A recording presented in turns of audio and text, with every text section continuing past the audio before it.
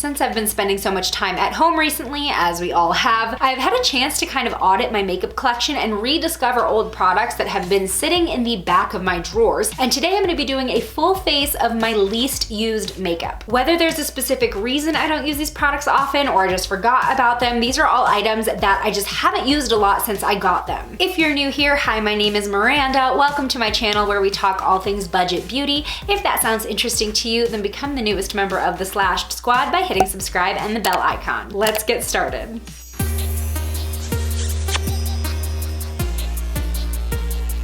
All right, first up, I'm gonna be using a product that I mentioned in my recent foundation declutter that I actually really like, but I just don't reach for often, and that's the NYX Born to Glow foundation. This is actually a really great foundation. I just sort of forget about it all the time. It definitely deserves more love on YouTube, that's for sure. It's got really great coverage, a nice radiant finish, and I definitely wanna try to use it more before summer starts because I'm not gonna be really reaching for a lot of radiant products when I know I'm gonna be sweating. Okay, moving on to concealer. The concealer that I use the least since receiving it is the Revolution Pro Concealer. I remember really liking it when I got it, and it reminds me a lot of the YSL Touche Éclat concealer. However, I'm just not really a fan of click style products in general. I feel like they're always really finicky. You can't really control the amount of product that's coming out. Click, click, click, nothing comes out, and then suddenly it all shoots out at once. So that's why this hasn't really,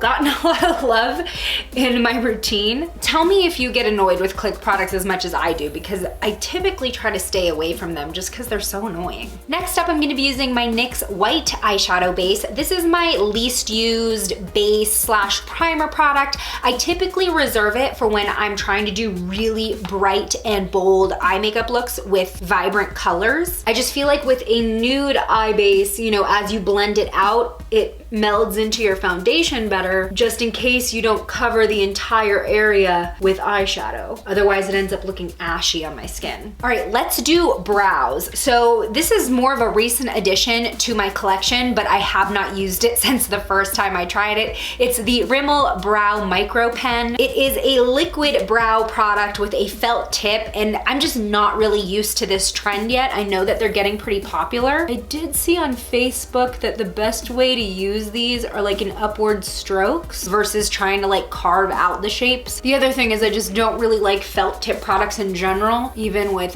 eyeliners. I just have a lot of sparse areas that have almost no hair. So trying to draw on the skin directly with the pen, I think it just looks kind of weird. And then obviously using a product like this where you're just drawing on a liquid formula, you're not thickening your actual brow hairs. Also, I think this shade might be a little too brown for my black hair now. As far as my least used eyeshadow palette, this was kind of hard to determine because I have so many in my drawer, but I would have to say probably one of my least used is the Juvia's Place The Magic Mini Palette. Now, don't get me wrong, the eyeshadow formula in this palette is freaking amazing. I just think this particular color story is not one that I gravitate to because there's just a lot going on. So today I'm gonna challenge myself and try to figure out a look that I have not worn using this palette yet. So we've let that NYX eyeshadow base set for a little bit because it is a stickier formula. That's why I put it on before I did my brows. I'm still gonna set it though with the Kessie shade in this palette. I'm gonna go into Nana and use that as my transition. Forgot how pigmented these shadows are. I just feel like my brows look so, I don't know. I'm gonna take Zakia and put that in my crease. Kind of feeling a halo look. So I'll bring that into my crease, outer corner and inner corner. I'm trying to figure out if I want to like add something super unexpected. I think I want to go into Faso, which is sort of this duochrome lavender blue, and that's gonna be, should I? Oh, I don't want to ruin this whole look. It's just something a little different, you know? Why not? I have nowhere to go anyway. Blend that together. That looks cool. Finally, I'm gonna go into e.l.f, which is the dark matte purple. I'm just gonna kind of smoke that out toward the outer corner of my lash line. Surprisingly, I like how the shadow came out. Let's hope the liner doesn't mess things up, because in general, my least used liners in my makeup collection are any that aren't black. I used to be a little bit more adventurous with colorful liner, but not recently. I think gold liner would help pull together this look. I'm using the Pixi Endless Silky Eye Pen. This is in the shade Pure 24K, and I'm actually going to line my lower waterline with this. I think I'm gonna pop some in my inner corner as well. Now, at the risk of going over the top, I'm gonna add a dark blue to tight line my upper waterline. This is the NYX Faux Blacks liner in Midnight.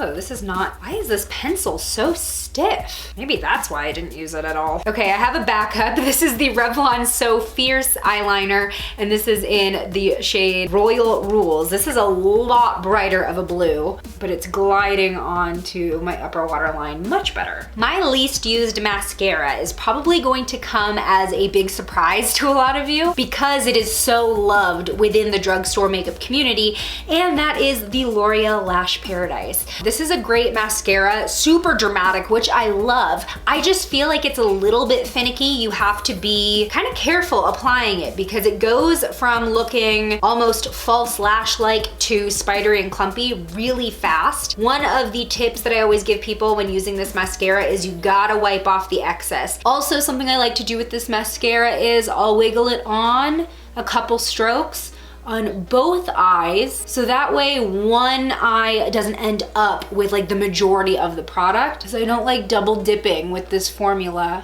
Let's move on to contour. So surprisingly, this product, which is my least used contour, is actually the highest rated at the drugstore. And I'm talking about the e.l.f. Contour Palette. Now, the reason why I don't use this a lot anymore, it's definitely been really loved in my collection. But my problem with this is that I really only use one shade in this palette. Also, the darkest contour has sort of muddied up the rest of the shades in the palette. I used to use this highlight kind of frequently, but I will say that I do like this contour shade. This is in the deep version. To be quite honest, this particular palette is sort of old and I probably should declutter it. See, I wish I could just buy this contour shade alone because I really do love how it looks on my skin. I am a fan of face palettes, but in that case, I want more of the shades to be regularly used by me. I feel like a palette's wasted if there's only one shade that I really like. Now, my least used blush might also come as a surprise because it's such a popular brand,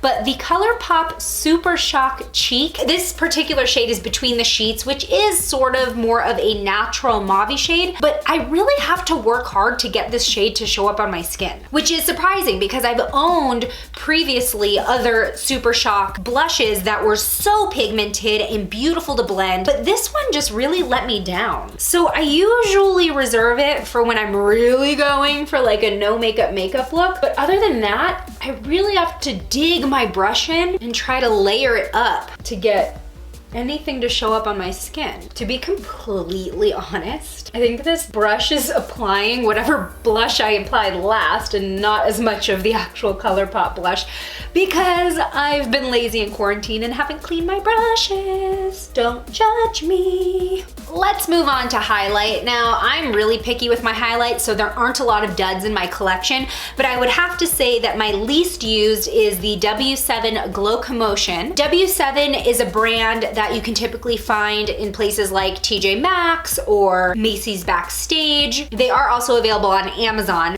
I think I just kind of forgot about this product because it's really pretty. I'm also gonna throw a little bit of this under my brow bone because we didn't have a brow bone highlight. I think the reason I haven't used this in a while is because on the packaging it says Shimmer Highlighter Eyeshadow, and for a while I would look at that and be like, oh, I'm not really feeling a shimmer highlight today, but the shimmer is so fine. It's not like you have particles that you can see, you know what I mean? Okay, Miranda, you are gonna use this a lot from now on. Finally, let's top off the look with a lipstick. Now, in general, I tend to go into my liquid lipstick drawer more than I go into my classic bullet lipstick drawer. I would say an iconic lipstick that I always sort of just forget about or pass over is the Maybelline ColorSensational lipsticks. Every time I wear them, I really enjoy them, and then I just kind of forget. I think Spiced for me is gonna work out the best. Sort of like a burnt orange, terracotta terracotta shade. They're so creamy and pigmented, and I remember that they last a while too. Are you a regular user of any of my least used makeup? Let me know which products in the comments below. Today's shout out goes to Lena. Thanks for being a member of the Slashed Squad. And join me over in this video next where I try the new Wet n Wild Bretman Rock collaboration. I'll see you over there. Bye!